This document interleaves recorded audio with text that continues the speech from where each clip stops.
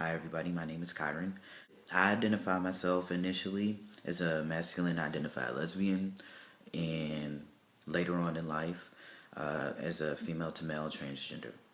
My name is Susan Terrell and I'm the Associate Provost here at Clarion University. I identify as a lesbian. I'm Scott Courtney. I'm the Athletic Events Coordinator here at Clarion University. 42 years old. I graduated from Clarion as an undergrad in 1994 and with my master's from California University of Pennsylvania in 2011. My name is David Matthews. I am a theater major at Clarion University. Concentration, costume design. If someone asked me, I'd say I was gay. I think that's the easiest answer. I knew I was always a boy. I always knew I was a boy ever since I was about like 7 years old. But I also knew that nobody would believe me if I was like, I'm a boy. Looking at me with this girl with pretty long hair and stuff. So I just kind of kept it inside for a long time. Coming out as a lesbian allowed part of that boy to come out, and I really thought that was it. But when I decided to go through with my transition, it really completed a lot of things inside of me. I guess I officially came out, how old was I? 31. But there were, I've done some research in the area, and I know that there are really like several paths that women tend to follow. Gay men tend to know pretty early on consistently, whether they choose to identify that way or not. They tend to know really early on. My friend, she prides herself on her gaydar. And so she was like, David, you gay? I was like, I'm not gay. And then I went and took this athletics program class.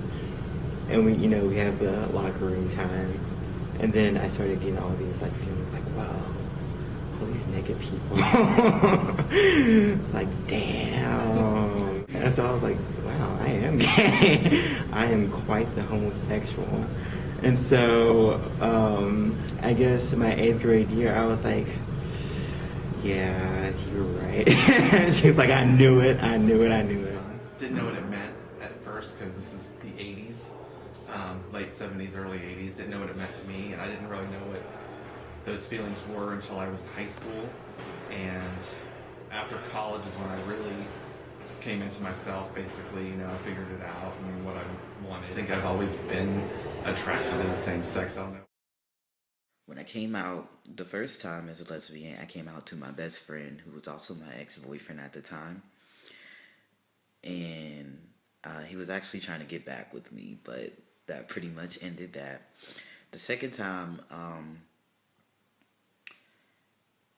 when I came out as transgender, pretty much I came out to myself, trying to accept it and accept it and come around to it in my head. Then eventually, one by one, I came out to my friends, and then my closest friends, and then extended it to my family as far as my cousins, then finally my parents. Didn't really come out until after college to my friends. I actually called them and said, could you come over to the apartment? This is when I was back at Clarion after undergrad. I actually moved back to Clarion after undergrad. And I actually had them come over to my apartment and told them, and everybody was really cool about it. And what's funny about it is one of my close friends that I actually roomed with in college, he told his mom that we were having a meeting, and that I invited friends over, and she goes, oh, he's going to tell you he's gay. Yes. Family-wise, yes. And no. I am out on my mother's side. My dad and my closest cousins know. You choose your willingness to explore it and your acceptance of it, but you don't choose your sexuality. I know there are people who act differently when they're in an inebriated state, and girls will make out with girls, they'll be like, oh, I'm drunk. No, boo-boo. No, you gay. I think people are born the way they are. I think anybody would want to make that choice. I know, I wouldn't want to make that choice. I mean, not that it would be easier to be heterosexual, but as for me, I would not want to be heterosexual. I actually think most of us are probably born with a predisposition of somewhere on that Kinsey scale, and that we're actually socialized to be heterosexual.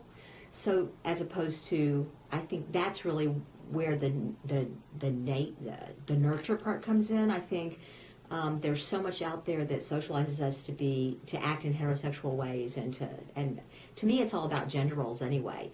Part of being feminine, transgender people, my guess, part of it for them, I do think people who are transgender oftentimes will describe that they knew when they were 3, 4, 5 years old. And that makes a lot of sense developmentally. I'm a psychologist by training. Mm-hmm. And we know that children between the ages of 3 and 6 don't have what we call gender permanency, or gender constancy. So you'll see little boys saying, "I want to be a mommy when I grow up." At that age, they'll say those kind of things, and they don't really want to be female. They're just playing. They just don't understand. They know they're a boy, let's say, but he doesn't understand that he'll be a boy his whole life. That constancy isn't there. Transgender people talk about by the age of 5 or 6, they begin to realize, this is constant, and I don't like the body I'm in. I don't identify with the body that I'm in. But I also think if we didn't have such... It does belong to the community. However, there's a lot of education that people need to further understand the LGBT community. A lot of the times the T in the community is shunned off because our situation doesn't revolve around our sexual preferences per se. It revolves around our gender identity. And a lot of people have difficulty in differentiating between sexual identity and gender identity. So with the right amount of education, in which I hope I can educate people, it'll be less of a taboo and more understood in the community. I think it was accepting my feelings that I felt from a long time ago and dealing with those personally.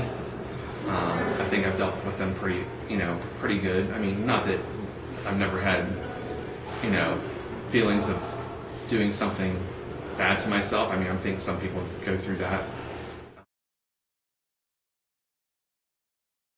The Kinseys actually did some early sexual behavior research, I think in the 50s even. Yeah. And what they discovered was that, now, you have to understand too, the people that they interviewed had to be fairly open sexually. Otherwise, who's going to agree to be interviewed? These were also people who were in a lab having sex, some of them.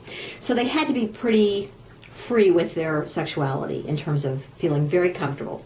What they found from that sample is that there really was what they posited was a 7-point scale, and people were either totally same-sex oriented or totally other sex oriented or somewhere in the middle. And they basically said people fall on that scale. And that my sense is... I grew up in the 80s with the whole AIDS HIV and stuff like that, and certain people alienating them and not treating them as human beings. They treated them as, just not very well. And I mean, that came from the president down. They didn't do a lot for those folks at the very beginning until it really became too much of an epidemic at that time. And that really gave that community a bad rep, was just the way people were treating them and us that time, in that period of time. And even from the beginning, even from like Stonewall on, that's really when it started. I don't know if you know the history. It's been a long time coming, and it's finally getting the head of things. And the whole with the athletes, a lot of the professional sports are finally getting their heads wrapped around if there would ever be a major like NFL, MLB, or NBA player that would come out while they're still say everything would be fine because they're there and teams know that they're there already. It's just that we don't know that sports has always been a leader in that aspect of either whether it's race with Major League Baseball and just the whole thing about with sports. I think they're a leader in having people accept for people for who they are and what their abilities are in life.